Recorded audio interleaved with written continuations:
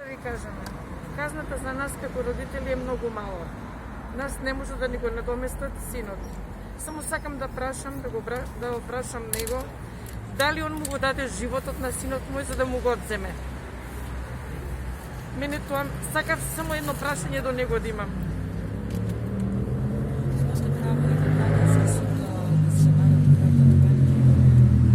Тоа ќе бараме, да. Ќе продолжиме и ќе бараме. Правдата мора да искочи на виделина. Нашата штета не може никој да нас. Отец Ангел беше правило да вклучи на мојот татко во куќава. И он го носеше името на својот дедо. Во нашата православна вера ангел значи многу нешто. Тоа е свето име. Мојот татко почина после 2 години, после неговиот филм Ангел. Он стануваше со ов и легнуваше со ов. Сите внучиња беа околу него, а неговиот ангел го нема. И не сме задоволни со оваа пресуда. И до животно да го осудат, он не може да ни го надокнади нашиот ангел.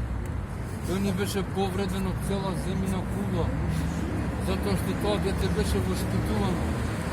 Заврши медицина 4-та година, му направиме матура, 3 дена после матура да го изгубиме нашето дете, кое беше за пример во Ѓорче. И ден денес го бараат и неговите другари. А ние дено-ноќно уште сме во кошмар и го бараме, се надеваме дека ден ќе ни се врати. Али не е можно. А овој Насер ќе искочи. И пак ќе се врати кај неговите другари и ќе се дружи и пак ќе ги прави можда истите сценарија што го направи кај нас. Со кое право тој влезе во нашиот двор, со која слобода? Да влезе пред сите нас тука в очевици, да го земе велосипедот и да бега.